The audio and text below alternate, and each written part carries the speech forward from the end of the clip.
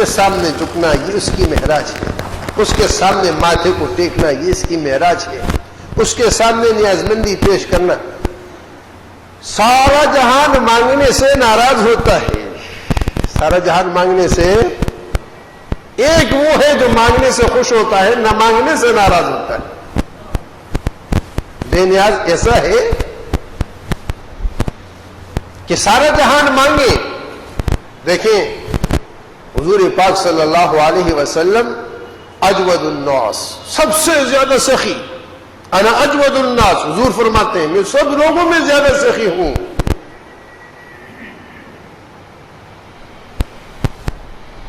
اما عائشہ رضی اللہ تعالی فرماتی ہیں کہ حضور کی سخا، حضور کا جود کیا تھا کالریح المرسلہ، چلتی ہوا، چلتی ہوا تھی، ہر ایک کو نوازنا ہی نوازنا۔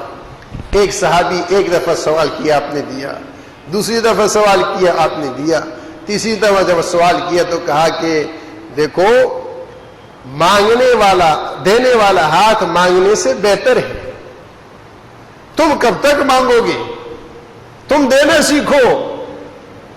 آپ نے بھی ناگواری کا اظہار کیا، آپ نے بھی مانگنے کو پسند نہیں کیا۔ ایک اللہ ہے جو مانگنے پہ خوش ہوتا ہے، دن کو مانگو، رات کو مانگو، خوشی میں مانگو، غمی میں مانگو، پہاڑ جتنے مسائل ہو مانگو، ذرے بر مسائل ہو مانگو۔ آپ صلی اللہ علیہ وسلم نے فرمایا نمک کی ضرورت ہو تو اللہ سے مانگو، جوتے کا تسمہ ٹوٹ جائے وہ بھی اللہ سے مانگو۔ وہ مانگنے سے خوش ہوتا ہے، نہ مانگنے سے ناراض ہوتا ہے۔ وہ سمد ہے، وہ بے نیاز ہے،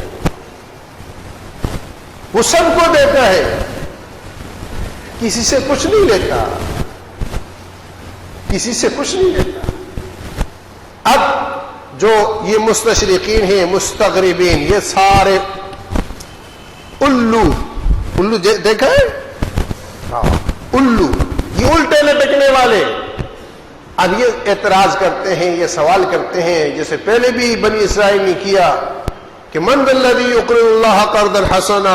آج بھی کالجوں اور یونیورسٹیوں کے اسکولوں کے یہ پڑھانے والے، ان کی عقل بیچاروں کی محدود ہوتی ہے، کنویں کے مینڈک، ناراض نہیں ہونا۔ ایمان